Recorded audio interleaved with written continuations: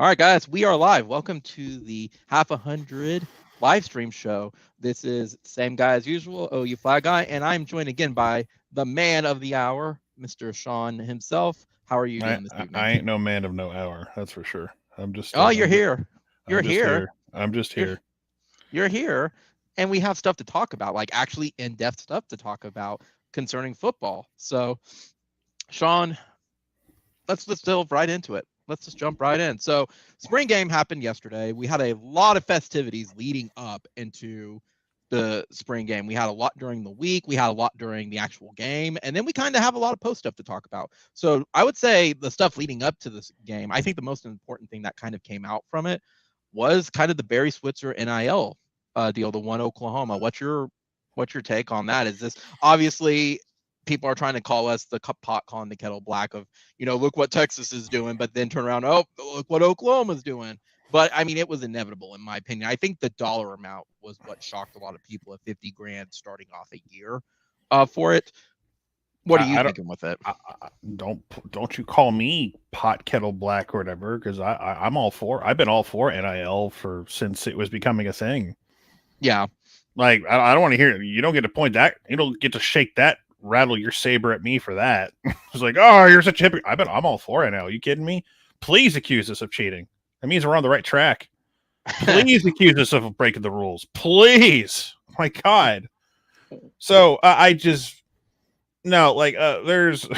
there's rumblings that OU is pissed off at this thing, by the way. Yeah, no, I've heard that too. That they're pissed off because it's called One Oklahoma, and they think that's their trademarks, and it's like, oh, sure, we're really going to do this. So we'll see what happens this week. If there might be a quick little if it's a simple little name change that's quietly taken care of. But I swear to God, like I spent yesterday talking about alignment and look how aligned we are, and then this shit's going to happen, and I think it's going to be fine at the end of the day, but it's just some people need to be dragged kicking and screaming into change. And we still got a few stragglers on campus, apparently, in administration levels. I get all this stuff is important, but OU doesn't want to, they're so afraid to be connected to the boogeyman that is NIL. And oh my God, what can happen? And it's like, guys, if you don't evolve, you're going to die.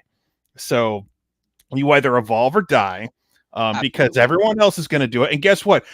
Despite NIL being some sort of a legal way to do this shit, there still could be shady, underhanded, under the table deals that break the rules. None of that's going to change, but it still levels the playing field a little bit and gives you some wiggle room. Because if you get hammered, you really did something wrong. You really went over the top.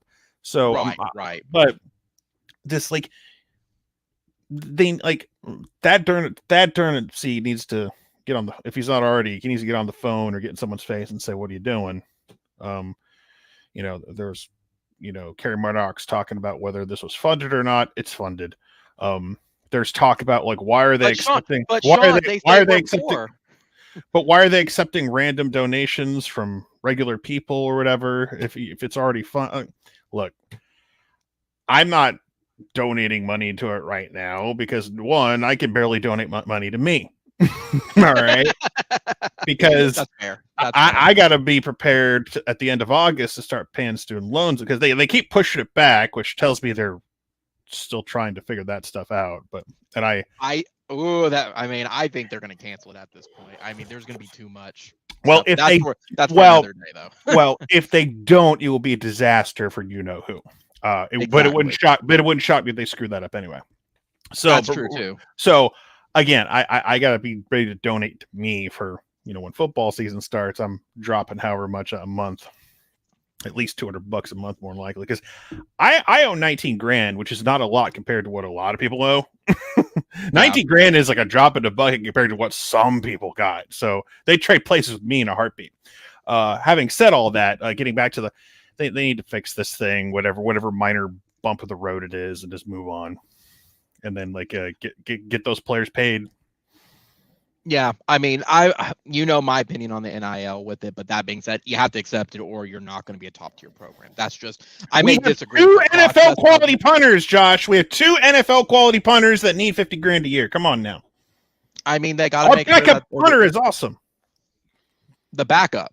You said the backup. Listen, but, Turk was worried his job was going to get taken away, so he coffin cornered a bitch yesterday. That was fantastic. Really? No, not the kick, but like he really thought his job was going to get taken away. That's the joke. He coffin cornered a punt at the 1 yard line because he was worried. He actually legitimately like, really? But then again, I mean, with everything going on, who knows? But no, I was curious on the NIL. I've heard the same thing about it's a name issue. They don't like how close it is, and it was done by the outside, even though it was with Barry. They wanted to do it on their own. That's what I'm hearing. Compliance okayed this thing, and just there's always someone like getting their feathers ruffled up there about something. So absolutely. Besides the NIL leading up to it, I think the thing that I talked to a couple people. I myself did not go to the spring game again, mostly because I had. You could have been part of history, and look at you. I'm in Florida. I got an excuse. I've done my time with a lot of that. No. You don't get to play that card. You coward. Everybody gets one. You coward. You could have waited. You could have waited in the Disney World length lines because they only opened up 4 gates. Because I don't think they expected 75. I think they maybe expected. I don't think so either. I think they expected 50 to 60. 75. Like here's the thing. Brent's got what I like to call, he's got evangelical superpowers, but he uses them for good instead of evil. And it's just the fact that it worked. The social media campaigns were working. I did my part, what little I could do. I did nothing. I just said so in the videos. I just kept telling people what to do and whatever. But yeah, people showed up with the inclement weather that was being talked about all week. People still showed up. Think about like 7 or 8 years ago when people were like, I don't want to go to the Kansas game because it's going to rain. And a lot of those people missed out on P. Ryan breaking a record. So, and you got 75,000 for a spring game. Is it the most highly attended spring game ever historically at any school? No, I think Bama in 07 has that still. But Bama's only drawn 33 nowadays, legit 33 or something like that, because they're used to winning. They don't need to show up to spring games anymore. At least they don't feel they have to. I don't know what Texas had. I haven't found a number. I haven't had a chance to watch theirs. I know Quinn Ewers, depending on how you spin Quinn Ewers' performance, he had some good throws, but he also had some really awful picks. So, he's a guy who hasn't played legitimate football since his junior year in high school. So he looked like that. So from what I saw, but USC had 12 people show up, which is fine. That doubled their spring game attendance from the previous year. So I want to, on their official number, we'll talk. I want to get into that. Their official number is bullshit, by the way. That's what I said. I said the exact same thing.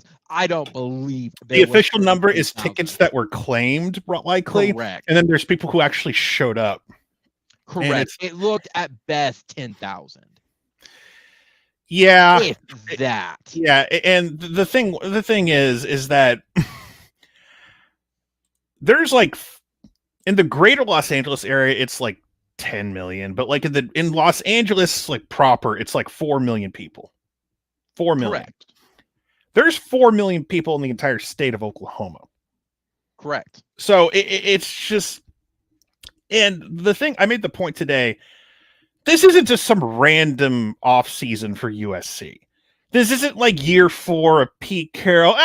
We're used to winning, everything's like rolling, it's a well-oiled machine. We don't need to do it. No, their new Messiah has shown up, and he has brought his flock. He's brought his apprentice, mind you, along with him, and you figured that would instill a little excitement in that fan base. I think the mouthpieces nationally are more excited for this than the actual fans, because I hear all the excuses of well, there's what the whole, there's nothing to do in Oklahoma, so of course they showed up. It's like, it's such a weak sauce excuse because I live in Orlando. There's plenty of things to do in Orlando. It's not the level of LA, in my opinion. Well, I mean, it all depends where in Orlando. I'm on the east side of town. The theme parks are on the south side.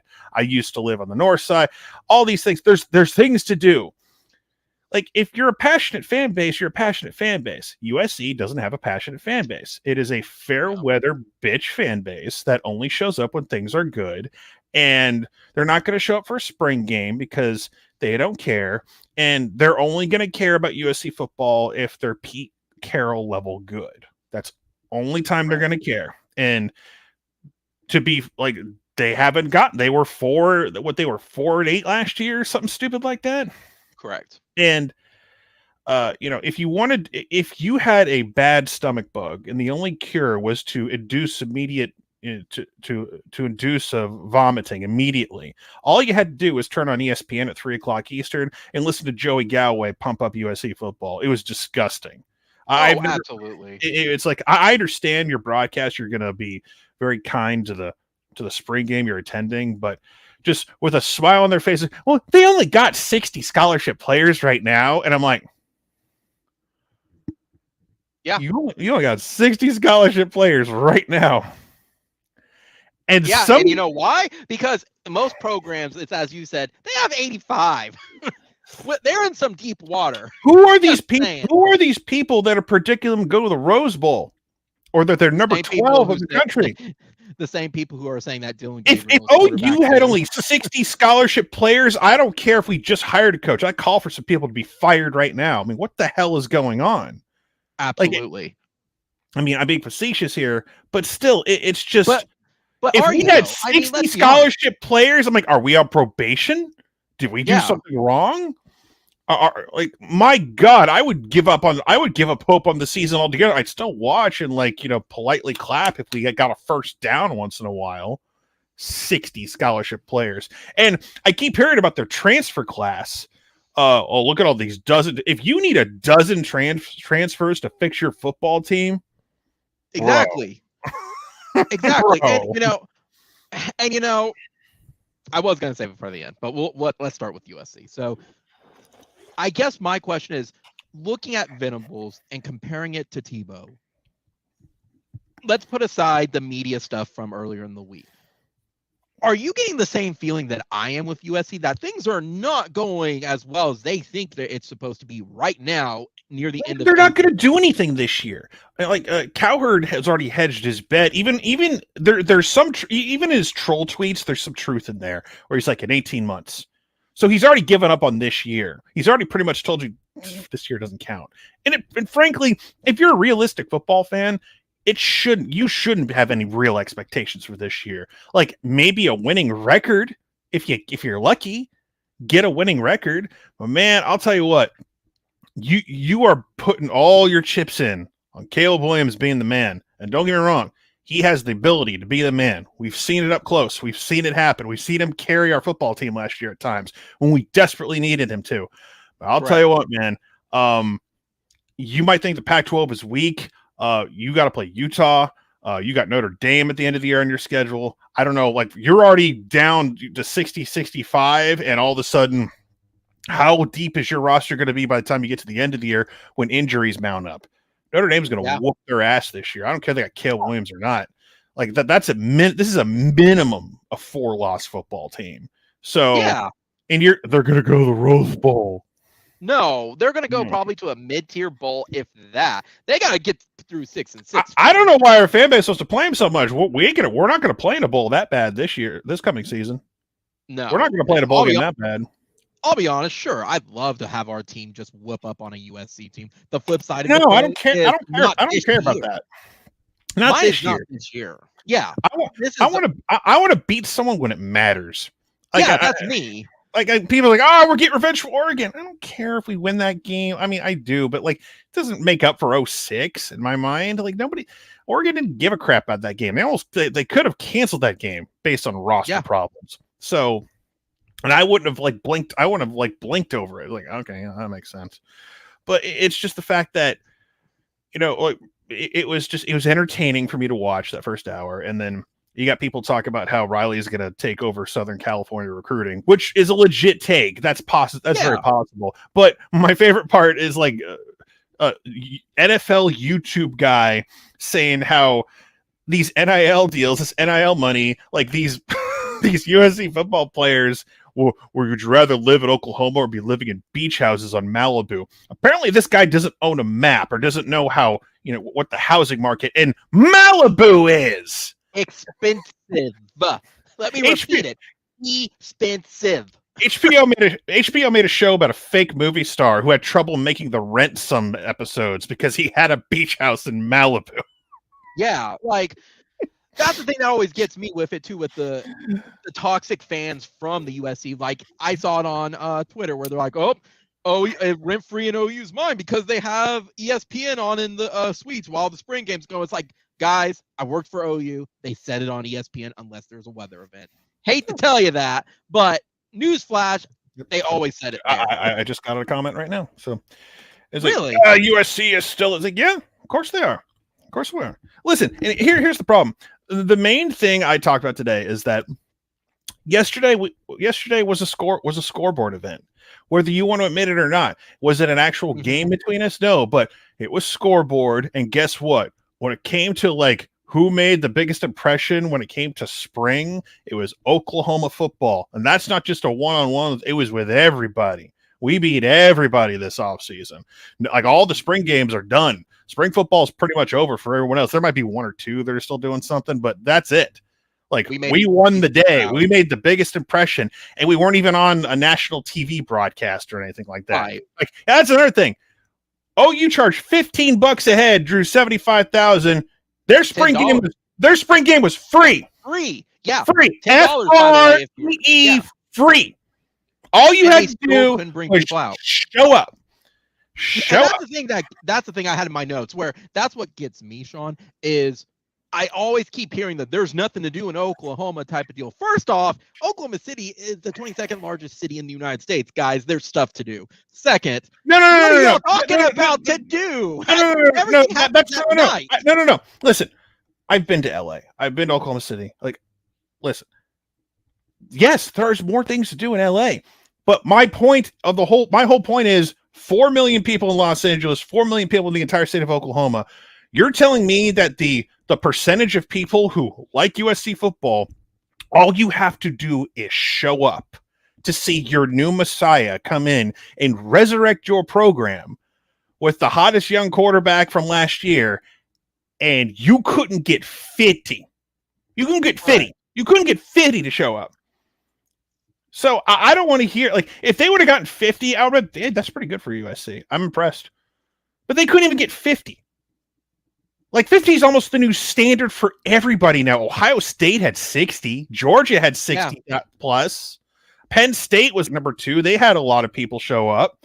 And those are like, that's a cult up there as well. They still believe Joe Pa is innocent in everything that he was implicated in. So the point of the matter is that all those people, you couldn't get even half of what we had in our attendance. For a fan base, by the way, who normally doesn't show up for our spring game. Correct. And I can say, I've been to 4 spring games since about 2010 with it, some as a student, some afterwards. Like, opinions on spring games have drastically changed from 10 years because they're big recruiting events, and like people care about getting big time players now. Players, like, I mean, maybe some players visited the spring. I don't know, like, but nobody was. No one was taking spring game visits 20 years ago. That wasn't a thing. That I talked to my dad yesterday. We went to the 01 spring game. You know, the spring game after they won a national championship.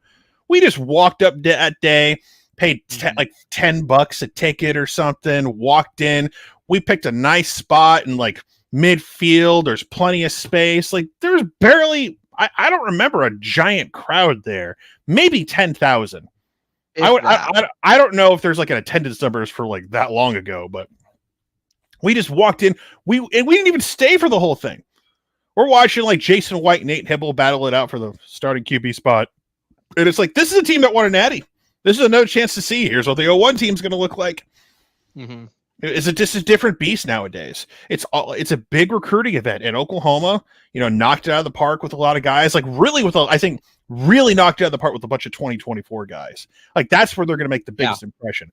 23 is you'll have some hits and misses for 23 because we're playing catch up because all of our impressions from 23 were from the previous regime. We're still playing catch up and we're still trying to fix that potential of what it's going to be. I still think we'll have a really good class, and we'll see how that goes down. But 24 and beyond is where they're really making impressions. But spring games are super big events now, and like you can't ignore that. Correct, and that's what I explained to my buddy who didn't understand why we got so much attendance. I'm like, look. When I was a student back in 2008, my first spring game was that 2008 year. It was very big because everyone had expectations we were going to a natty. I'm like, the next ones, they were so-so. They were what they were with it. I blame some of it with people were lackluster to Landry. People weren't really just on board with it. The biggest one I went to afterwards was the Sugar Bowl one, and that place was insane. For that, nowhere near this, maybe 55 or 60,000 with it. Then I went to the one with Baker's senior season, and then I went to the one with you. Like, I've gone to a couple, and honestly, that 2019 game we went to because they had to move it because of weather and it was at night. Yeah. I'm like, this is great. I thought, the concert was like whatever. I didn't give a shit about the concert. It was a nice atmosphere, but it's like, my God, it felt like a game. Like there was like a good there were 50,000 there, something like that. It felt pretty. And that was, if you remember, that was with a third of the bowl gone because they were doing construction. I believe it was on the south end. Yeah, they were still fixed. They were still wrapping that up, weren't they? Yeah, they were doing the seating. So it's like even then, was it the north? It may have been the north because I know they replaced the board there recently. And the point of the matter is, it may have been it was. You're right. It was the north side. The south was already done. The south. They did south side's already done. Yeah, you're right. It was the north. I remember they were replacing the benches from it. It was not the they had like the frames and stuff and everything for the new or whatever. But anyway, the point you're right. We were on the opposite side, and I'm used to the other side with it. Yeah. Right. But what I had to explain to him though was I said back then, even to the Sugar Bowl, the spring game was seen as just a glorified scrimmage. It was what it was. You went there to go there, mostly for the spring sale. Now, not only is it a big recruiting thing, it's almost like a second homecoming for the football team where people come in and celebrate the program. Because honestly, a lot of people don't come out for homecoming. This is kind of the thing where you can bring your kids. Everyone can enjoy the first big atmosphere with it. It's not too crazy. It's during the cool weather. It's not expensive. And people enjoy it. The only thing I would say is they need to open the spring sale back up. And they need to have tailgating a little bit. You just want to get merch at a cheaper price. By the way, I got no. I haven't been to spring sale in about 6 or 7 years. No. I have connections. Well, a lot of it's online now. Like I constantly get emails for stuff, but I got myself a new gray mesh Oklahoma football shirt. I got my free shipping like a champion today. Still waiting for it to ship. Because it's just one of those things. But got my shirt in the mail at some point. Anyway, but as for the whole event, I mentioned Brent. He's like he's got the evangelical superpowers that he uses for good. Yeah, and. You know what Brent is like? I don't know. When did he do? Was it halftime or pregame that he was hyping up all the other programs, like all the other athletic programs? I think it was pregame, and I think that was halftime actually. Either or, like the thing with that one is, regardless, I had a note on here that I wanted to bring up. I don't know that it's night and day between him and Riley, but he understands what being the captain of the ship is. And to me, there is stark contrast where Riley would not do that. Well, Riley is like, but before I hated his guts, I kind of like related to him because he's dude is a total introvert, and I totally get it. You just want to do your stuff and get out. I get being that personality type, but when you're a little weasel and you leave people hanging, you're still a bitch. But my thing was going to bring up Brent. Brent was like talking up all when Brent gets going, it's like hard to, you don't know when he's going to stop talking. He just keeps going. When Brent starts hyping up all the other programs, like, the softball program, baseball, gymnastics and golf and everything, he sounded like a one-man parent having an argument with himself about, well, my kid did this. They accomplished this. They're on the honor roll. Well, my kid's on the honor roll and they do community service. Well, my kid's on the honor roll, does community service and can balance and can and spin a basketball in his finger. Well, my kid does. It was almost like a one parent competition. Look how adorable my grandkids are. It had that type of energy to it. But you got to give him credit. Like, that's something I missed even from Riley. Like, Bob was even very quiet, but he knew how to lead the ship with it. Venables is just so excited to be here. He is so excited to be in this position. Like, kudos to him for bringing the hype. He's a cult leader. He is. I don't listen. Everyone's like, oh, this is who Brent. Like, dude, I don't know what Brent Venables you remember. I remember a very different Brent Venables, and I try to make this joke all the time, and people don't get it, and that's fine.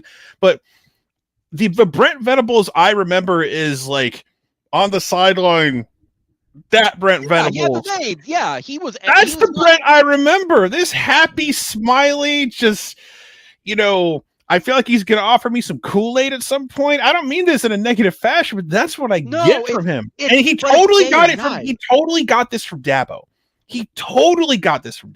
That's the only way. That's the only thing that makes sense. He spent 10 years with Dabo, and all of this rubbed off on him. But you know what? Throw something at you though.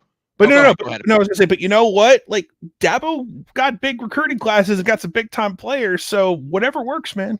Whatever works. I want to throw this at you too. The joke aside, with it being that part of a cult, he has the personality. That all aside, I think us as fans and just the media, everybody in general, have been wanting to connect with our coach for so long because Riley was nowhere near like that. It's refreshing to have someone who will basically go onto the sideline, high five you guys, run around with the players, do everything. Riley did not do that. And again, I understand taking it out of hating his guts. He's an introvert. But if you're leading the ship, you got to show some emotion with it. Like, I mean, that's just part of the it's not like you're making me defend him, which makes me sick. But it's not no. It's not like the dude like before was just a stone faced. He fist pump and screamed when things went well. So that's the last nice thing I'll say about him. But no, it's Brent's going to need a get back guy this year. I don't know who it's going to be. He will need a get back guy. There's no getting around it.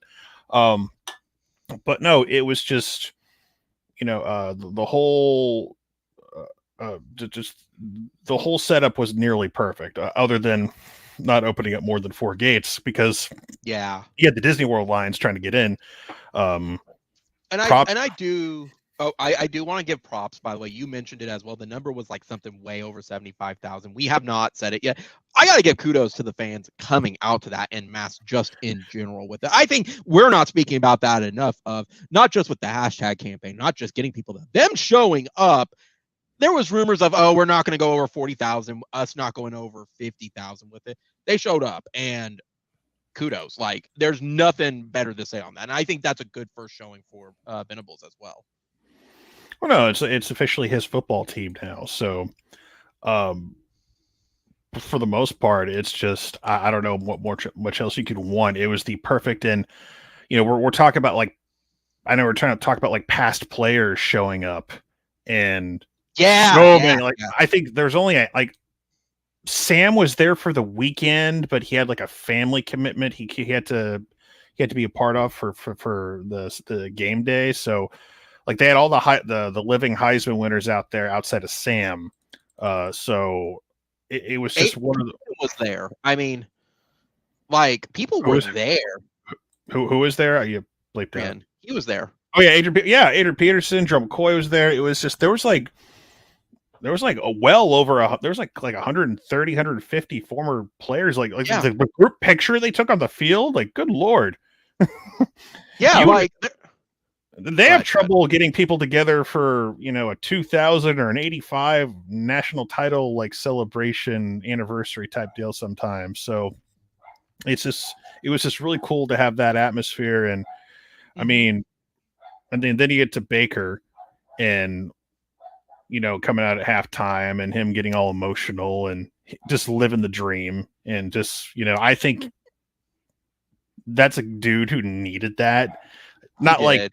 like Baker Mayfield, the OU football player. Baker Mayfield, a human being. He's been going through a rough spot with the Browns, and it was a good day, even though they screwed up a statue.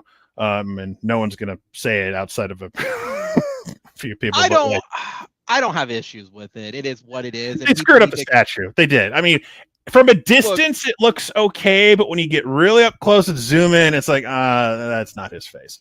But it can't be. That's where I keep reminding people, as far as I have been told, and anyone who knows, feel free to correct me. If you're alive, based on university rules right now, you can't have a statue if you were like an athlete. That's not possible right now. Coaches can, athletes cannot.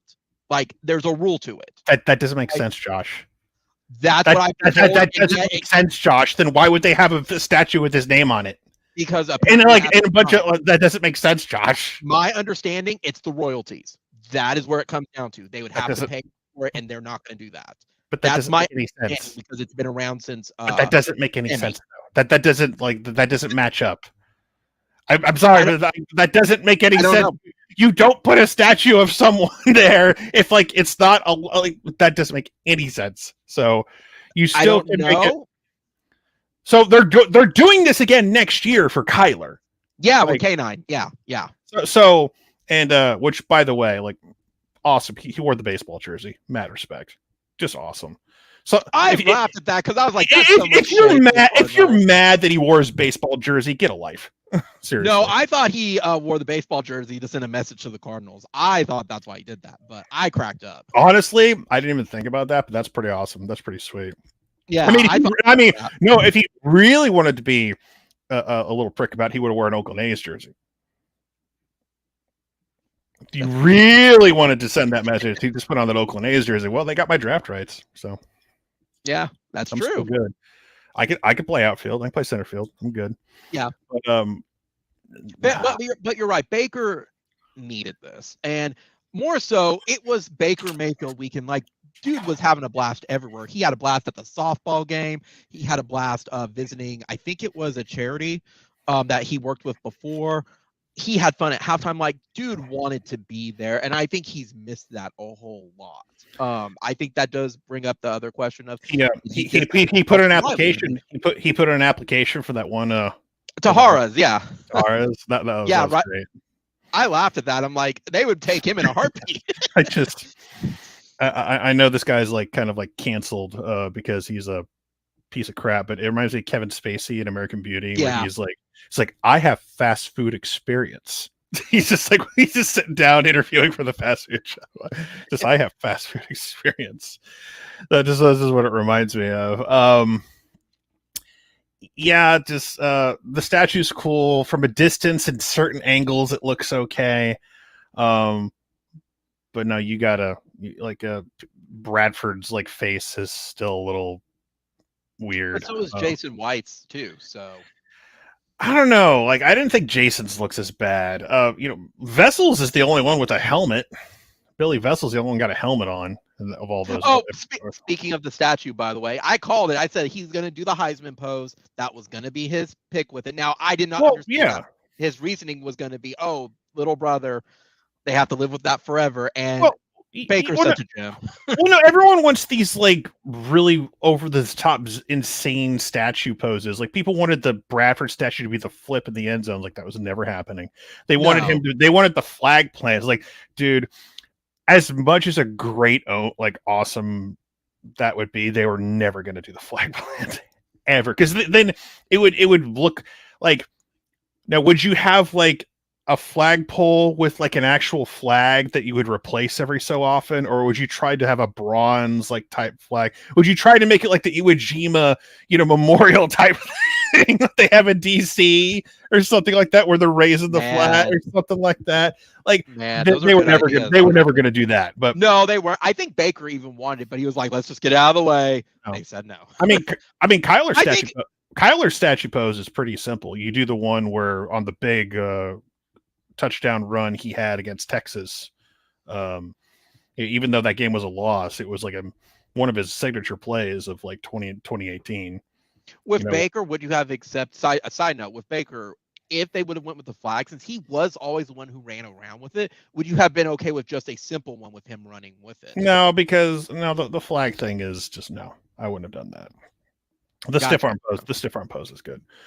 So, but yeah, that was a cool moment, and they had a cool tribute video. And as I've said many times before, regardless of who's been in charge the past few years, the video production department has been massively upgraded since compared to where it was 10 years ago. So yeah, so my job is done. I don't have to do anything anymore. I don't have to do anything anymore. I don't feel the tire. I mean, I'll do something when I feel like it, but everyone wants me to like do videos still. I'm like, I'm an amateur, dude. There's so many people out there that are way better than me when it comes to like editing skills. I don't need to edit like stuff anymore. It's like I go back and watch some of my older stuff and it's terrible.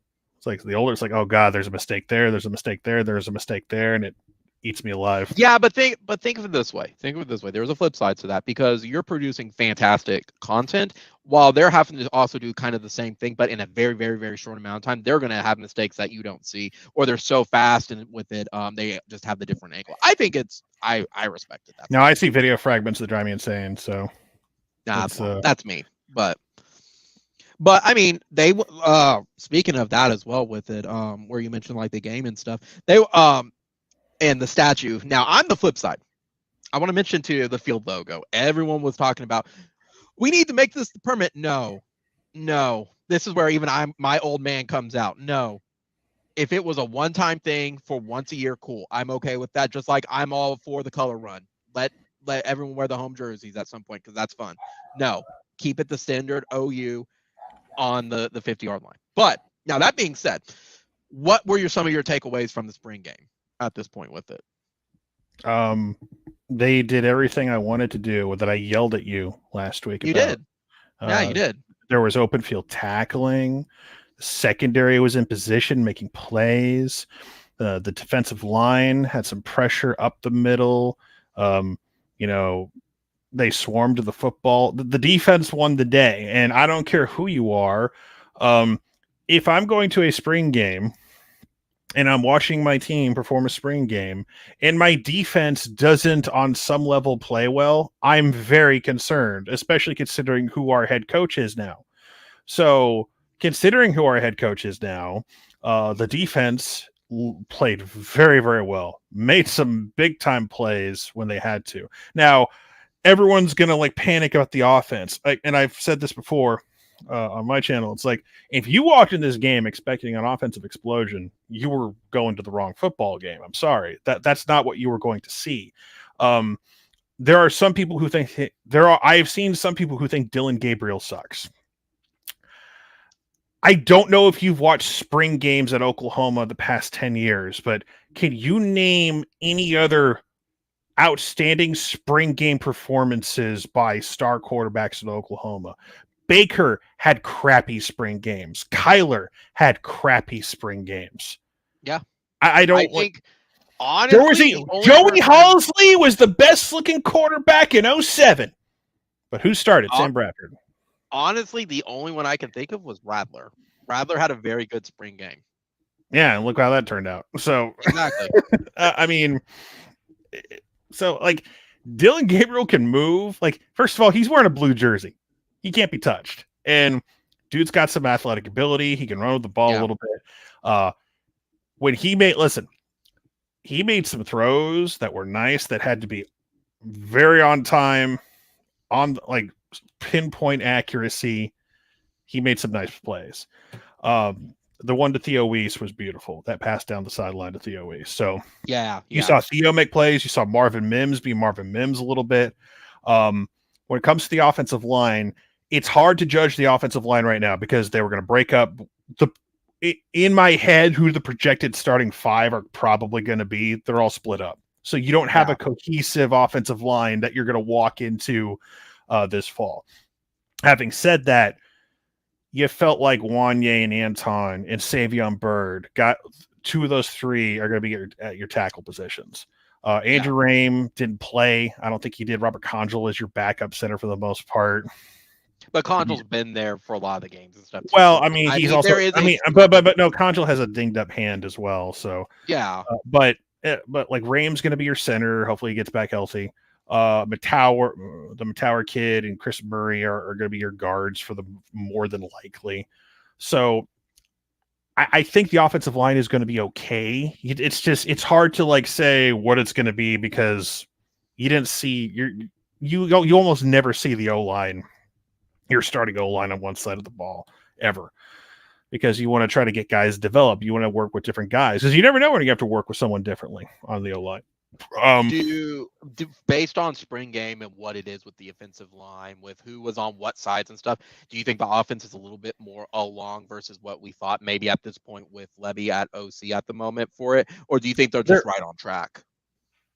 I mean, they just installed this thing a few months ago. So this is this is brand new for everybody. Right. So it's not like you're carrying over. Well, Beatonbow knows the offense. No, it's new for Beatonbow. It's new for Cale Gundy. It's new for DeMarco. So everyone's but what I mean is, are you impressed with it at least where it's at right now? For based on spring game stuff yesterday, I mean, and how much you can take from it. You can't take. It's hard to say for me to say to take away from, because people are touting the Jaden Gibson touchdown pass at the end of the game. And I'm not trying to rain on people's parade. I think Jaden Gibson could be really good down the road, but people are like, that was Micah Bowen to Jaden Gibson with like, they emptied the depth chart at that point. It was like to get everybody playing. If Jaden Gibson, who was a top 50 player in the country, couldn't do that to the bottom of our depth chart, I'd be worried. Because that's what he did in high school. That looked like a highlight play you saw him make in high school. So I expect, like, he struggled early on. He struggled catching the ball when it was like top two deep early in the game with Gibson in the game. He wasn't very productive. Once they emptied out the depth chart, got to 3 and 4s, that's when he started making plays. So I'm not saying he sucks or he's like overrated. What I'm saying is he's a true freshman. Give him time to develop this off season. It may even take some development during the season because guys like Hollywood Brown didn't even make an impact till the middle of 2017 or 28 and so forth. So you just got to remember, just like take that play with a grain of salt. I think he could be really good at some point, but he needs a little more time. But your receivers, Theo Weiss, Marvin Mims, Drake Stoops. I think it's Cody Jackson got in on. We had a Cody Jackson appearance. Good to see him healthy. Yeah.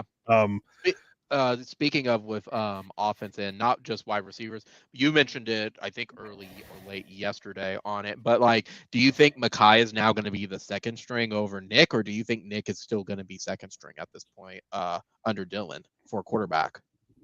Nick Evers. I mean, Nick Evers is not ready for prime time. He just that's where I'm curious on. Like, that was my only based on the highlights I saw. They need to go portal quarterback right now, because if anything happens to Double Gabriel, to be blunt, we're screwed. Right. Well, and that's where I was you do not want Nick Evers, Ralph Rucker, Micah Bowens to be your quarterback at any point this year. I'm sorry. Like, I know people are pointing to, well, he threw that past it. Like, guys, that wasn't first team. That wasn't even second team out there. It was a running clock, and they gave all the third and fourth stringers a chance to play. Right. I'm telling you, you do not want those guys. If they're our starting quarterback, we in trouble. So we live in a different world right now where quarterback depth is a problem, because we lost 2 pretty good ones this past offseason through transfers for obvious reasons. So they need to go get someone. Now, at the moment, you have Jackson Arnold, who's committed for 23. If you hold on to him, you can, like, because I think if Dylan has a great year, he gone. So you need to develop Nick Evers. You need to is Jackson Arnold going to be an early enrollee? Will he be able to contribute? So was Jackson there, by the way? I mean, a lot of I think so. Yeah, there was a lot of guys there, like, so for 23 and 24. So I don't think Jackson Arnold's going anywhere. I think the Aggies are trying to make a run at him, and the Texas A&M is this big boogeyman that everyone's afraid of. And I get it. I understand that, but I don't think we're losing Jackson Arnold to A&M at this point. But running back really fast, I will definitely say that was, if there was a takeaway offense wise for me, Dylan looked fine. He looked like he was throwing darts. He looked very comfortable in the pocket. Yeah, Nick, he had a good stat line for a spring game. yeah, like the flip side, and he played both sides. Like now, the flip side of it is Nick. There's a reason he did that too, because Correct. he needed the reps. Correct. And now the flip side of it though is Nick reminded me a lot of Mordecai a couple of years ago. I was like, ooh, he needs more practice. Like this is not going well. And I would say he looks even worse at this point. But Nick's Nick right now. That's well again, he's an early enrollee who Correct. should still be in high school right now. So correct. And he looked like that guy. Now and Correct. But again, here's the flip to all of this. He outside of Baylor, and I'll throw Texas in there I'll give him credit for the talent they have on the roster. Whether they know how to use it properly is another thing. Right. But just for the talent they have on the roster, who are we going up against that's gonna really give us trouble? I would say Baylor. Yeah, that's what I said. Yeah, Baylor, Texas, Oklahoma State lost a lot of pieces, including their D coordinator. So like we'll get into that later, but I'd say if you're truly wanting one that I could say that's not Baylor, Oklahoma State, or Texas for obvious reasons, I'd say K-State. I think. Yeah, I mean, maybe. Everybody else they're down. I mean, look at TCU, they're down. Iowa State's going to be down. Kansas is Kansas. I mean, West Virginia maybe. Well, it is that Morgantown. I mean, we'll see. Like, there's a reason we're projected to win the Big 12 again, despite everything that's happened. But I think, which is crazy if you think about it. But yeah, I think another thing people looked at was a running back. Javante Barnes got a lot of carries, and there's I'm not trying to interrupt you, but he's making me pumped. Javante Barnes Marcus Major didn't play, right? No, he and DJ Graham were held out because just for precautionary reasons. Okay, so that's what I thought. I just I did miss it. I really would have loved to see Marcus Major play in this game, but it is what it is. But we go into last year leading up to the season, and we're like crossing our fingers running back is going to be okay because we have morons all offseason do stupid shit and get in trouble. Marcus was one of those, not for not keeping his grades up. Boy, how much of a year has changed, and he has made amends for that. But it reminds me honestly a lot of Brian Broyles, where Brian was very, very young and he stole gasoline. He was a moron. He since made up for it. You are allowed to make certain mistakes in life, and you can make up for them. There are certain mistakes you make that you can never redeem yourself. That is a whole different topic for a whole different day that you would have. right. But Javante Barnes has a chance to be, I think by the end of the season, could be running back number 1, depending how things go. Eric Gray had a few moments early on. I know Tani Walker, who was like the JUCO who came in, who that dude is a bowling ball. He fumbled that ball down by the goal line. Got to take care of that ball, but he's definitely trying to get some attention there. Gavin Sawchuk hasn't made it to campus yet, so yeah, I think running back is solid. Like everywhere on the roster right now, like O-line's kind of the one. Okay, I need to see more. Like I don't see like a glaring weakness anywhere on this team. I don't see any I don't see many superstars, mind you, but I don't see any glaring weaknesses. Now, you could say Mims is a superstar. Would you say it's less of a glaring weakness of individuals versus depth chart? Because depth chart seems to be the biggest weakness right now. Quarterback and O-line. Well, that depends what position group you're looking at. We're talking about quarterback. Yeah, you're in trouble, but O-line. If you're talking about linebacker, if you're talking about secondary, I'll even go as far to say if you're talking about defensive line right now, I'm not worried about depth at the moment. Like there are guys behind, like if Jeffrey Johnson's your starter, the Tulane transfer, I think Kelvin Gilliam's going to be really good this year, has a chance to make an impact, So I think, Ethan Downs is a guy that I'm excited about. Reggie Grimes looks like a dude out there, and I think we're finally going to see what that guy can do. He just looks like he's a guy who wears a single digit defensive end. I am so looking forward to him to wreak havoc. I cannot wait. Jalen Redmond's still there. I think he's going to be like your primary inside guy if he can stay healthy. But if you're not excited about linebacker, with Brent Venables in charge of this team now, you don't know what to tell you. I mean, just seeing those guys, just everyone swarm into the football. This team is so physical. They're so laser focused now. It was night and day. It looked like they didn't look lost. If that makes sense. Well, like as much as I loved Grinch and his ability to recruit, and Thibodeau and Jamar Cain and how they could recruit, just the Speed D thing was a cute little slogan, but like as we saw last year, it's like it felt like unless the players, unless the players decided they were just going to say fuck the play call, I'm going to go for it, or just they were allowed to be let loose. It was like they're playing like it's like they were playing like a zone defense in their head, and like they're trying to read everything instead of like let Nick Benito rush the end and murder a man. Rush 3, drop 8. Yeah, just let Nick Benito rush the end, like go around the end, or use his instincts and kill someone. Not literally, but like, no, but you're not wrong. They did. This week, Perrin Winfrey and Nick Benito are going to be a steal for someone. Perrin Winfrey should be a first round pick, because everyone they look at all his measurables and everything he did at the Senior Bowl and all these things, but they look at the tape of last year like, what happened? Perrin's like, my coach is an idiot. He didn't play me right. They put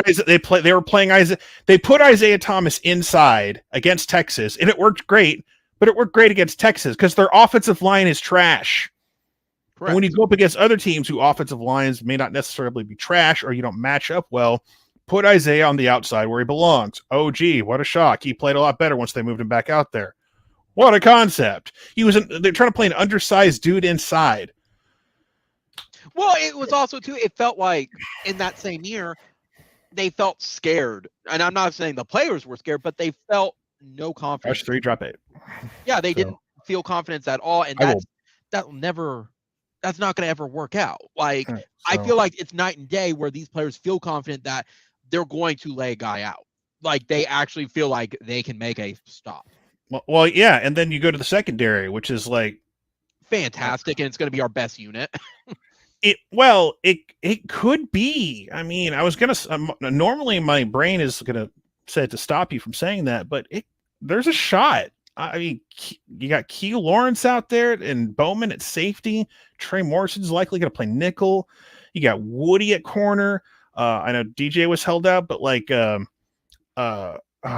Joshua Eaton, Eaton had a pick in the end zone today. And look, it was a windy day. It was a windy Oklahoma day. Those flags were fully flying on the broadcast. Friday, it was 50-mile-an-hour gusts. Like, it was where the winds come sweeping down the plane was an understatement. Yeah. This past couple of weeks. So yeah, it was windy. Well, that's where I said too with Dylan. That's even more impressive. He was okay. He did what he was supposed to. And considering everything, he had like 250. He was like 19 of 28, 250, 1 TD, 1 pick. Yeah, in a spring game, that's not too bad considering what I was watching yesterday. Especially when he was playing both sides. Like, dude looked okay. I mean, the red team seemed like it was faring a lot better than the white team overall, but had the better overall roster. But yeah, but I mean, it is what it is. But I mean, Billy Bowman had like a ricochet that he could have had. He didn't see coming that he could have picked off potentially, but. I just love watching the secondary just swarm like imagine like Dylan Gabriel's trying to dump off to like this dump off in the slot or dump off like these little bubble screens and like to just swarm into those bubble screens. It was so beautiful. I'm looking at Key Lawrence and Woody Washington just like swarm to these guys, and it's like, oh, it was sexual. So sexual. Like watching grown men make tackles in the open field and working together It was beautiful. It was beautiful. I want to add to this as well. I am very impressed, and I wrote it down in my notes right here on it. I was very impressed that Venables let them play.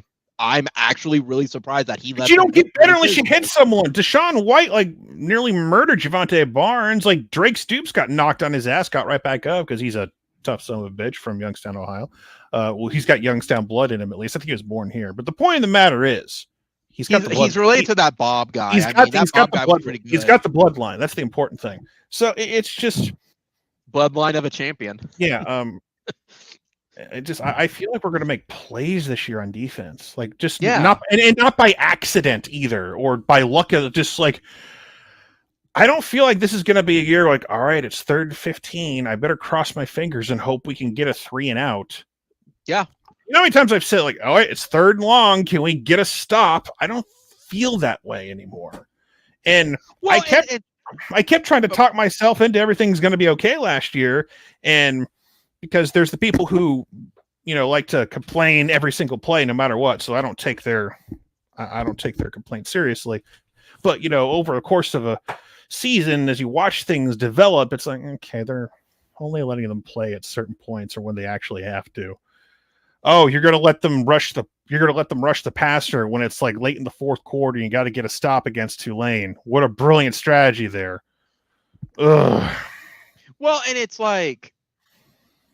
the thing that keeps going through my mind with defense, where you mentioned Speed D, it made me think of the Sharks. It's well and dandy if it gets the players motivated, but if it doesn't do anything on the field, y'all need to focus on your playing with it. I didn't feel like yesterday there was true worry about our defense. I never felt, at least with highlights, I don't feel that the defense is going to struggle. I've always said I never had a true problem with Grinch with it. Grinch wasn't the issue. It was some of the times there was no execution with it, but was that going back to, is that the game plan? Is the players not doing as well? Are they being played in the wrong position? That's another story entirely. I thought the scheme was okay, but. Well, no, it's just, I think you're going to have, my one concern with Brent is that Brent Venables' defense 10 years ago, when he left Oklahoma, had a pretty decent front seven. The recruiting had dipped a little bit at that point, so he didn't have the big time players they needed. So he would have linebackers and guys who could make plays, but it was a double-edged sword at times where you would get burned. Correct. And it's everyone's trying to point. Oklahoma fans said this about Brent this year. You're absolutely right. 10 years ago, we said those things, and 10 years ago, we were right. But guess what? That was 10 years ago. He's a different guy now. Correct. He's coached defenses that won a couple natties. I'm just throwing that out there. So yeah, well, here's the flip side of it, too. Something we have to add in, too, where we keep talking about 10 years ago. We also do this to this day. We do not know, because you can apply it to Heupel. You can apply it to some of the others as well. We don't know how much of a say Bob had at the very end. Maybe Venables did want to do some of the stuff, and Bob said, Bob tried to pull this, Bob tried to pull the whole, let's get the band back together with Mike and Brent, and Brent wasn't going to do that. Brent at the end of the day did the right thing. It was the best for both parties at the time. We needed a change. Mike was not the answer, unfortunately. I drank a little bit of the Mike Stoops Kool-Aid when he came back. I did too. So I'm not gonna pretend I wasn't wrong on something like a lot of people on the internet like to do. They like to pretend they're never wrong. No, and I drank which is a weakness in people I see. They're afraid to be wrong. It's dude, it's sports. It's not life or death. If you're not performing brain surgery. If you're wrong, you're wrong. I'm not afraid to be wrong. If I was afraid to be wrong, I wouldn't be here. I wouldn't still be doing what I'm doing. There's only two facts that are right: is Michael Jordan's the best NBA player, and Nick Saban's the best college football coach of all time. Anybody who says otherwise on it, they are wrong at that point. You are going to anger so many people with that. All the LeBron stands out there who. I could really care less. But you're correct. Jordan's the GOAT, but regardless. But the point I'm getting at with that is with Venables 10 years ago, there was also some other factors in play, just like with Beat and Bow right now with Riley was. Stoops didn't have the best assistant coaches at times. Let's just be honest. Kish should have never been a coach, and I think that impacted on recruiting at times with it. Same thing with Beatonbow. We had some coaches that were we had some coaches that were like were set in their ways, and it again like certain coaches were good years in past, but you have to be able to evolve.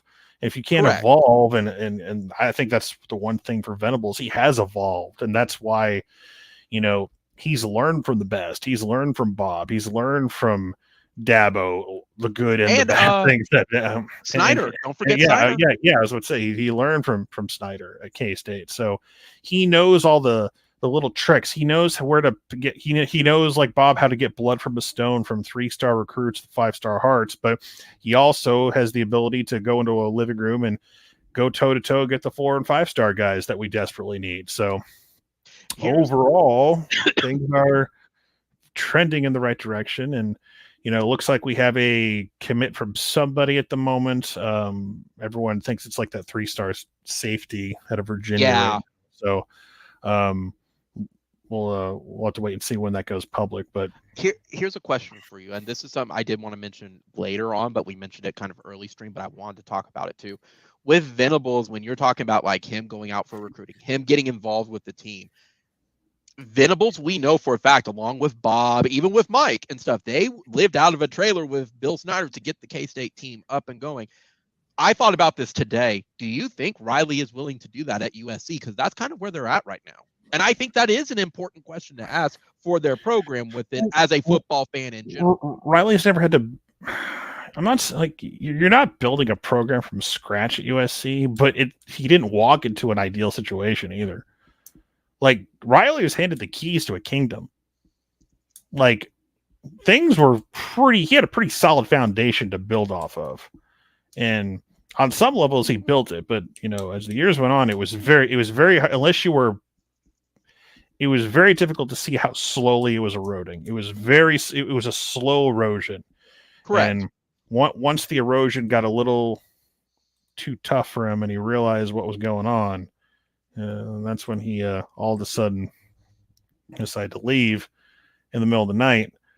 But like I don't know. I mean, I don't know. It's just and I know it's a hindsight is 2020 question. I know like, that. I want someone who's going to be real with the expectations for that program out there this year. It's like, who are these people? Like, people are like, oh, Riley coaching Caleb Williams at USC. Okay, what else you got? What else do you have? It's the same thing with West Virginia with JT Daniels. Who is going to stop? That defense? They spotted that defense 21 points, and it was gone in a quarter. Right, and again, I don't want to go back to the USC, but it was something that I really thought about. Whereas Dabo was willing to go into the trenches and basically build Clemson up with Venables to do it. Venables and Bob did it at OU. We've seen that with other coaches.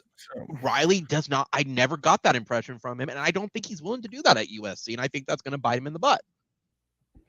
I don't think that's a wrong thought. I don't know. Like, well, to me, he's a slightly better version of Lane Kiffin. It's a Lane Kiffin. It's a Lane Kiffin 2.0 situation, as far as I'm concerned. Yeah, without all. Like he's a better version of Lane Kiffin. Do you think some of those players at this point are going to have buyer's remorse, or it is what it is for them at this point? You know, like maybe all they care about is getting to the league. Like, you got to remember, every football player doesn't give a damn about winning a championship. I know that's going to hurt people's feelings, but a lot of them play for Texas, apparently, according to Moro Ojimo. They don't care. They don't care about winning. They just care about being a Texas football player.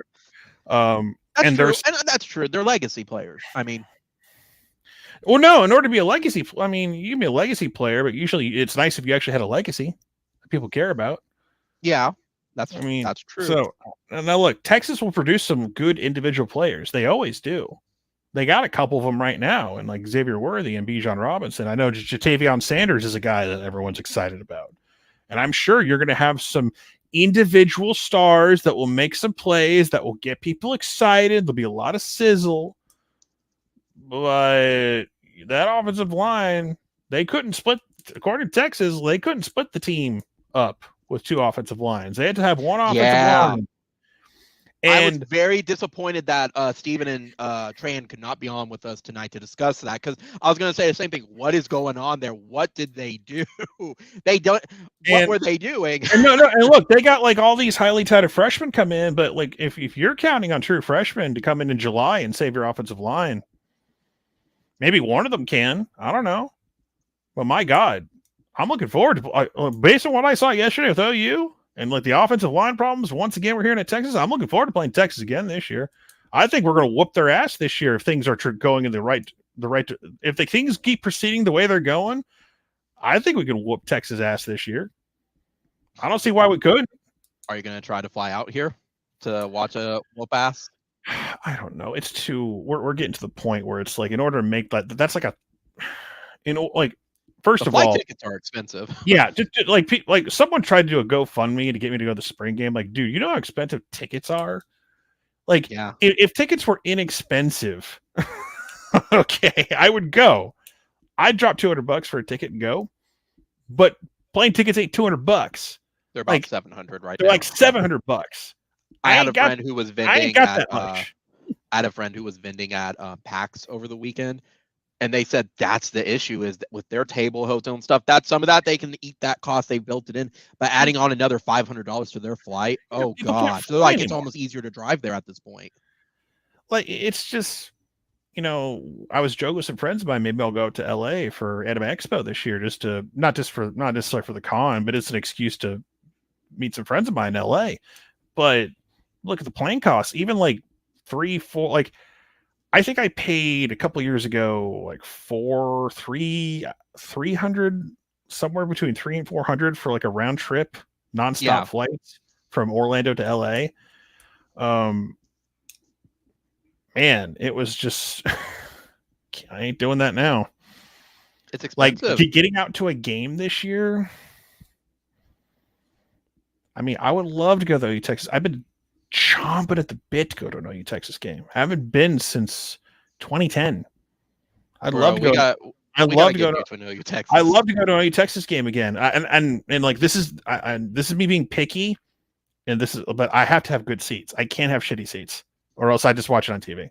I can't sit in the corner end zone or anything like that. I'm not trying to be petty, but it's like.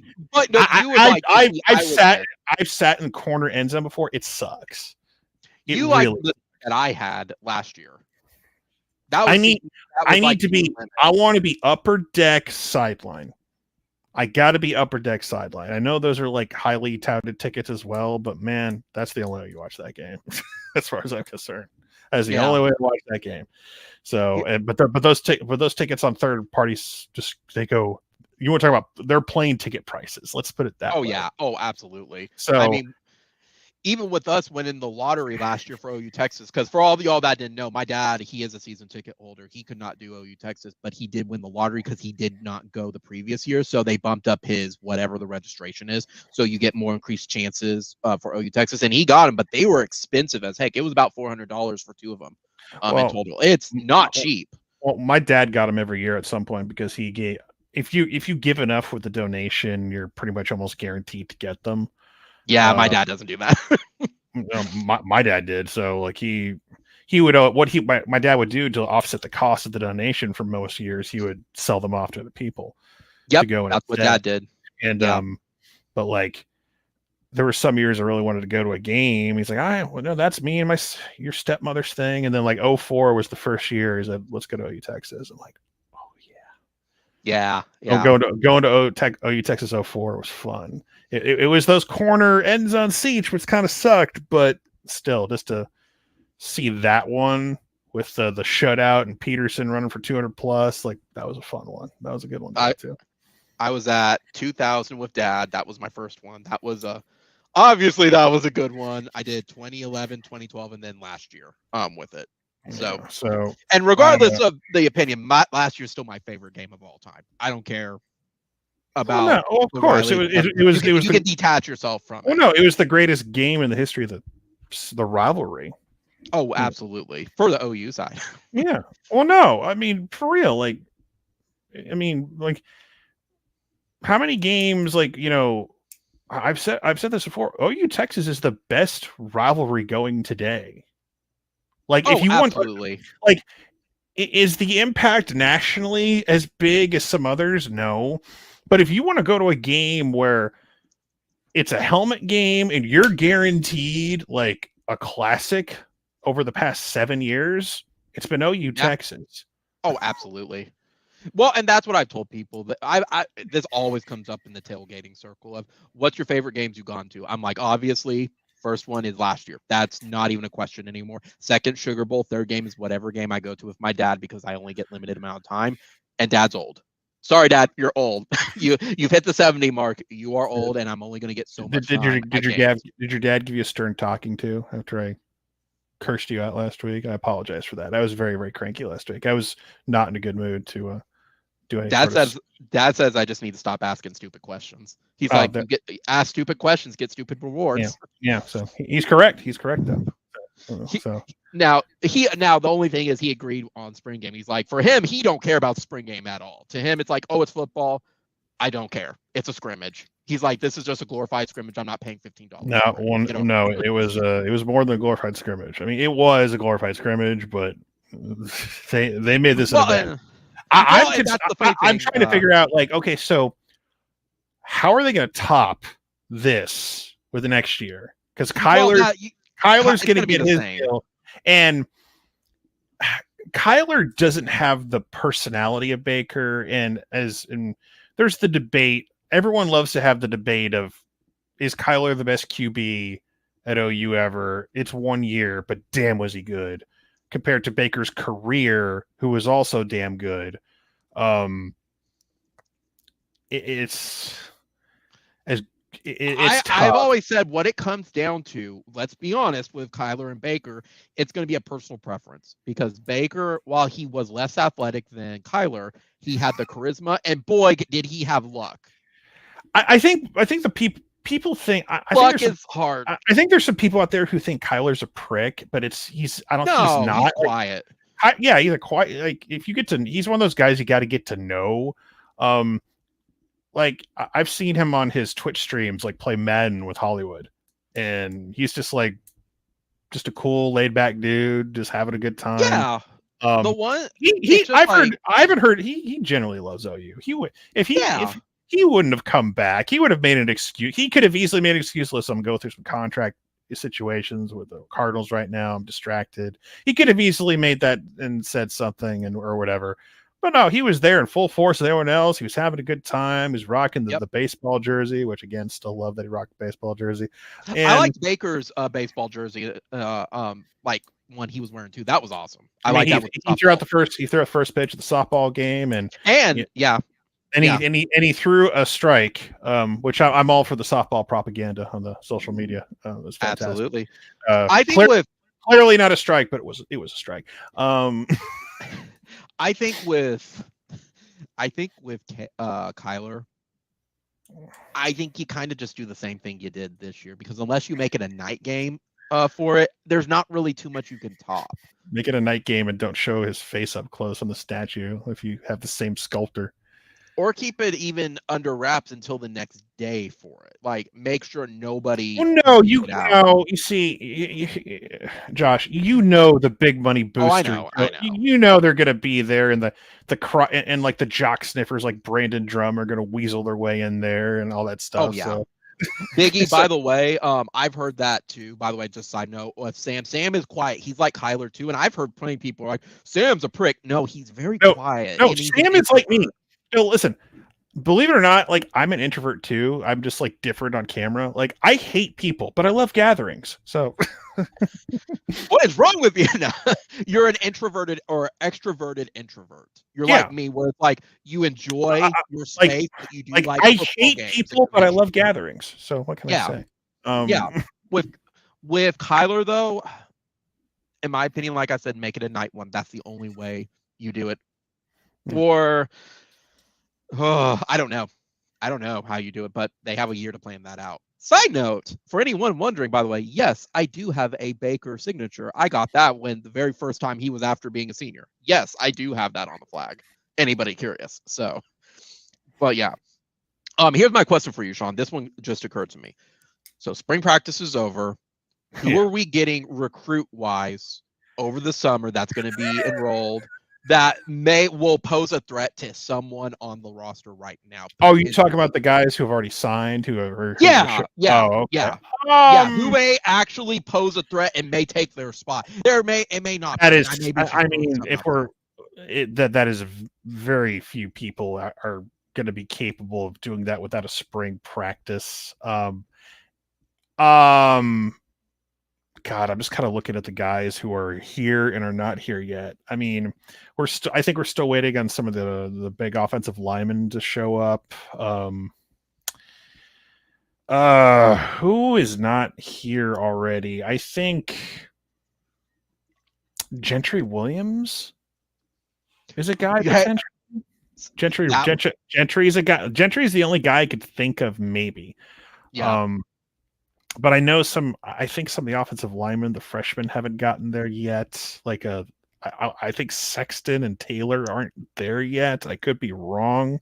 I don't have a roster in front of me. But again, I'm not expecting true freshman linemen to like compete right away. Like those guys need a year with Schmitty and everything before they can. What about Jaden Rowe? Again, like it's just, or Jake Taylor. Yeah, like I said, the offensive lineman. I don't expect the offensive lineman. I don't expect true freshmen to come in and compete for a job. No, that's not happening. Like they're very, very, like you. If you're a true freshman offensive lineman, you better be the number one tackle in the country. Like legit. That's the way you get playing time. None of these guys, all due respect, none of these guys are number one in the country at the position. So the only one I can think of that can maybe do something is Gentry. Gentry Williams is kind of it. Other than that, like if you haven't gone through spring ball already, I mean, I don't think you're gonna, like, most of these guys are gonna redshirt. Like if any of these guys that are coming in July, it's gonna be an emergency situation and we're in trouble. But Jake Taylor has a chance to be really good. I just don't think he's gonna compete right away. So here's I did ask the chat, by the way, some questions, and I want to throw them at you as well. Tyler brought up one, and I'm going to save your Steve till next one for it. Tyler brought up, what if we're in the SEC at this point? Should we just go all out at that point, make it a night game for it? In my opinion, absolutely. That's how you top it, is if we're in the SEC next year, that's where you make it a night spring game. Yeah. I mean, I'm not against it, but like I think would that take away from Kyler's moment, though? I don't know if it'll do that. It's just it just all depends. Like it's a timing situation. You first of all, you got to figure out they don't have a spring schedule set up for next year already, so you got to figure that out. You got to make sure you can find a date where Kyler's available. He should be. It's April. I mean, like he should be able to find time to do that. Everything's got to fall into place. Doing it at night. First of all, here's the thing we haven't talked about. Like, our third tier rights expire at the end of June. So that was mentioned in the chat. Yeah. Well, I mean, I first learned about it from Red Dirt Sports, so I was like, oh, that's interesting. So we don't know what our third tier rights are going to be yet, or what that's going to turn into. I pray to our Lord and Savior Jesus that we're not still doing pay-per-view games this year if we don't have to. In my heart of hearts, I believe until we find out what our fate is going to be with the SEC, when we're going to make that move, I think unless something drastic happens, I think it will be status quo. They could just they'll figure out like a year or two extension of something. I don't know. It's just, I'm spitballing here. I would love to go into this year knowing that UTEP and Kent State aren't going to be pick your pay-per-view game date, where we don't have to go through that. I would love for FS1 or ESPN or whomever or Fox to pick up our games. But the thing is, those pay-per-view games still, because as much as we hate them, people pay for them. People buy them, people drop money for them, and they make a nice little chunk of change off of them. But I mean, that's not going to last forever. So it's just the one thing I know that's going to happen soon. I talked to Eric Lopez about this from my UCF guy, my buddy. And from what I understand, they're going to have some sort of an answer for the American teams that are leaving and joining the Big 12, they're going to have an idea within the next month or so when they're going to be able to make their moves. So we talk about like a domino effect. Bowlesby's gone. They're looking for a new commissioner in the Big 12. We're going to know the fate or what the timeline is for UCF and Cincinnati and Houston and BYU to make their moves, what that's going to look like. And well, BYU is independent, so they can move whatever the hell they want. But for the other three schools, we're going to know what their timeline is or what it's going to potentially look like fairly soon. So that's the next domino to fall. I think once we know how that's going to work, if it's aligned where the Big 12 is not going to be left like high and dry with 8 teams, they're not going to have a weird, awkward transition year where there's only 8 schools. I think we'll have more of a definitive answer by the time we get to media days in July. I think we'll have an answer by then because that's going to be a hot topic at both Big 12 and SEC media days. When are these teams going to finally make the move? Because are you really going to hold them hostage till 25? I mean, they could. They could build. The other 8 think they are. I mean, but Bowlesby's not there and is not going to be there anymore. So I think the realistic move at this point is 24. I think that's going to happen. So we might do this for another couple years. It'll be awkward. It'll be weird. But again, I think it all depends what happens in the next 3 to 4 weeks.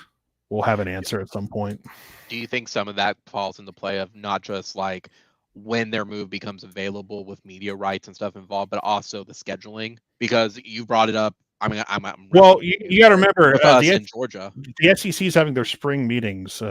Either they're having them soon or they're about to have them. Like all these things are constantly being talked about behind closed doors. So right. Like again, you're gonna have more information in the summer, one way or another. There's media days are before the 2-a-days, right? Yeah, media days are like early to mid-July. I was trying to remember. I'm like, is it around when 2-a-days start, or is it? No, this is before. So July is media day months for all the conferences. So 1 week, the ACC, the Big 12, Big 10, SEC media days are usually like late July, I think. Yeah. So SEC. That's why I was curious on it for it. SEC media days is going to be, it's like 18th through the 21st, July. Big 12, I think, is the week before, if I'm not mistaken. Well, and when the Big 12 does want to make it a big deal of their new teams and stuff coming in as well. So it's the week before. So 13th and 14th for Big 12, 18th through the 21st for the SEC. So so Big 12 will have theirs first, and then the SEC will be in mid-July, where the big bombshell was dropped last year. So we're about a little under 3 months then at that point for getting some more information. Something like that. Steve asked this and Biggie asked this too, so I'm going to combine them into two with it as well. Do you think we're going to have any other guys hit the portal, and is there any guys that we don't want to lose, as well as do you think Bowen's going to flip from Notre Dame? Well, some guys will portal, sure. I don't know who. When does dumb question, because I think I have my information. The portal is always open. The portal is always open. The portal never closes. It's just there. You can just go through it and something will pop in and whatever. The portal never closes, it seems. Like I know there are some days where it's closed, but it always seems like it's open, ready for business. But no, I think some guys will leave. It's going to happen. There's going to be some guys on this roster. I don't think it's going to be anyone big time. If it is, it'll be like if a Marvin Mims for some reason got uppity and left, that would suck. It's not I don't think that's happening based on what you saw this past week. I think everyone's worried about certain players. I think we're good. Like if someone left like a Bray Walker, I mean he entered the portal before, then he came back. But something like that. The fat's going to be trimmed off this roster one way or another. I think there'll be some guys that will leave and go, oh, all right, he's gone. As for Bowen from Notre Dame, I I mean, we're in the hunt for him. He's still committed, but he ain't gonna make the flip unless he's ready to, make the decision. So I mean, I still think we're in a good shot. We're in a good place with him. I think if you're a Notre Dame fan, I would be nervous, but it's I haven't heard anything lately that's new. So I mean, it seems like things are good at the moment. But I mean, outside of the guys, he's still verbally committed to Notre Dame. So Steve asked this one. Besides quarterback, is there anybody else in the portal that we really need to go? And I would say offensive line, maybe just a little bit, but pretty deep, if I'm being honest about it. I mean, I'm not against. I mean, we haven't even talked about we didn't even talk about the Guyton kid from TCU. He had a great. Yeah, sprint. he did. Yeah, he did. He had a really good one. Yeah. There was something I read on it too, where they're like he was actually a pretty big standout. And they weren't expecting him to actually really make he's an impact. He's a big giant son of a bitch too. So he could be one of those guys that could take a guard spot. So, which I'm all for. Again, you work with Schmitty, you get some of that baby fat off of you. Yeah. Do you think? I would like to see Braid Walker with Schmitty. Who knows what can happen with him? You never know. He could probably live up to some of his hype that he had once. I don't know. Portal? Who would we portal? Maybe a wide receiver because we may be a little thin. I wouldn't be against it. I wouldn't be against getting our wide out. I mean, if there was one that was worth a damn that would come in and be awesome, sure. Yeah, because I think defensive side we're actually pretty good. It's the offense side. Quarterback is obviously the big one. I would say offensive line, get another guy would just help, and then definitely another wide receiver. I mean, we'd be good. To me, it's quarterback always. Oh, absolutely. But who do you? Here's my question for you on that to follow with Steve's, because I can't think of anybody. Is there anybody right now that you could portal and bring them here and they would be that perfect, not follow up, but no. If there was a guy I could tell you, it wouldn't be a big name because a notable name isn't going to come in and start. You know what I mean? Yes. You're not going to get like JT Daniels went to West Virginia. You're not going to for example, if JT Daniels was still available, you're not going to portal JT Daniels to come in and back up Dylan Gabriel. That's not what's going to happen. No, it's going to be a name like a Micah Bowen from Penn State or somebody like that. It's going to be someone where, look, you need to find someone who has a couple years of eligibility, who's willing to sit for a year potentially and just learn the offense, but heaven forbid anything happens, he could come in and because you don't want a true freshman or a walk-on or, I mean, I didn't think Micah Bowens existed last year. I assumed he was just he was on. I would have put him on Unsolved Mysteries with Robert Stack. Has anyone seen Micah Bowens? Apparently, he exists now. So I don't know where he's been all this time, but like he made an appearance yesterday and threw a touchdown pass. So well, that's why I was curious of if he's going to be over Nick at this point for the moment with it, but maybe not. He looked better than him, but I can only say so much on when you're dealing with a third and fourth string. I mean, I can only say so much with it. Like, we're so spoiled of having like these epic quarterback depth charts at Oklahoma, and now it's like, if anything happens to Dylan, like so. It's going to depend on his play this year, him staying healthy, and people are calling him injury prone or whatever. I don't agree with that at all. I don't think he's injury prone. But I mean, I saw the guy play up close, and I saw the guy play up close and personal, like in person, like literally I'm from the sidelines when they just beat down Stanford at home at the bounce house. Right. And just little did I know, it's like that guy is going to be the starting quarterback for Oklahoma in a few years. Like, who knew? But just weird times. Just 2.5 years ago, that's what went down. That was a humid, long day. Ugh. I think I vaguely remember you mentioning that where it was garbage. Yeah, working the sidelines at a big time football game with wearing the what do you call it, the media stuff. Yeah, you wear the UFC kind of media, kind of like not T-shirt, but like thing or whatever, and Yeah, walk around with the camera, and I bet. Well, it was humid because it was raining too. It was back and forth, like a swamp, and so I'm just parking underneath. I'm just in the back end zone taking pictures. I'm getting end zone shots for class and everything, and it's just just walking around, just like making the big walks behind the Stanford bench, and then walking back, and just those are some long treks. When you have to do that multiple times. But I got some decent shots from the end zone, but it was my camera did not have a big enough lens to get any really good shots. But yeah, I was 2019, and I was able to rush home and catch the rest of the UCLA game that when they were on the road. Yeah. The one that we did. Missed most of the first quarter because I was just trying to get back. I was like, yeah. Yeah.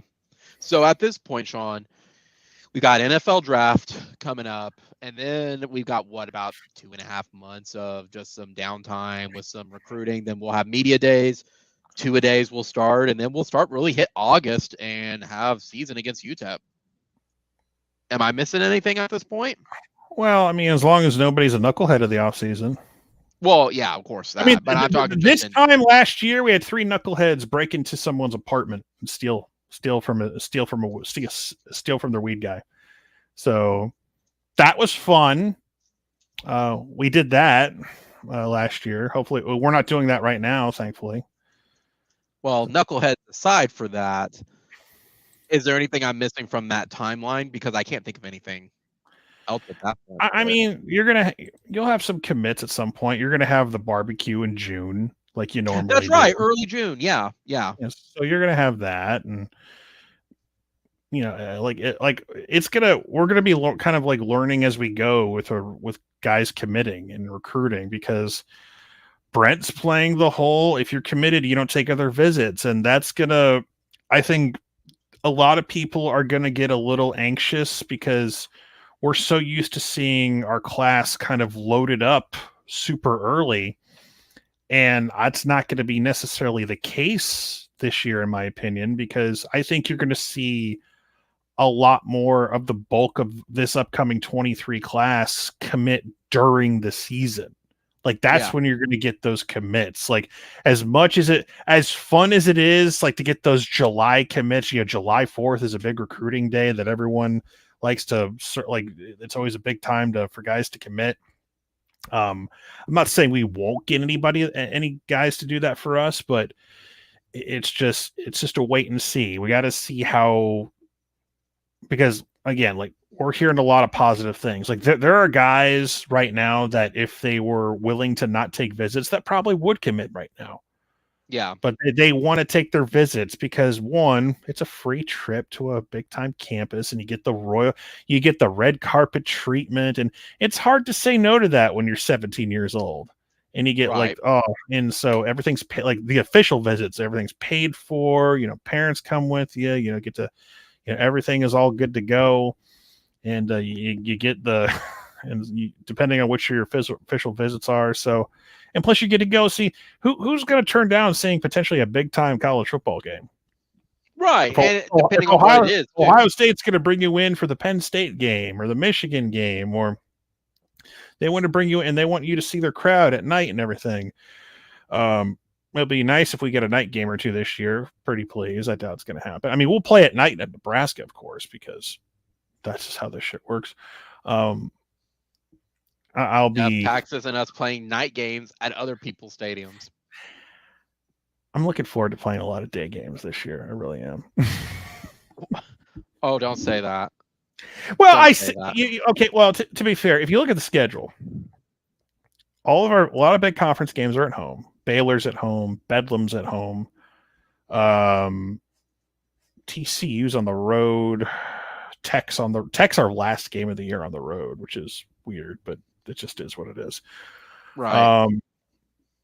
Nebraska's on the road. I'm trying to think of other games. Kansas is home, I guess. K-State is home. So I don't think Bedlam's going to be primetime, Tyler. I don't think so. I mean, it depends. You just don't know. I expect that to be an 11. I think our crowds are going to be like considering the two teams we lost to are at home this year. The crowd's going to be rabid, and I think Brent knows how to get the foamy mouth going to get the rabies Brent going. knows that we need to beat Texas for bragging rights, but you don't lose to Oklahoma State. He knows that for a fact. Oh my God, I'm imagining Brent with that creepy smile of his, wearing that golden hat. You know he's going to put it on. You know he's going to. Oh, absolutely. You know he's going to do it too. Have him wear it during the press conference. Let's do that. No, let's not do that. I would rather not. Do it on the field with everyone else. Yeah. I mean, they break out that thing for recruiting purposes, which for me is like, wow. To me, that's sacred. You don't put on that hat unless you win it in October in Dallas. But that's just me being an old fuddy-duddy in that respect. If you want to break it out for recruiting, all means, I'm all for it.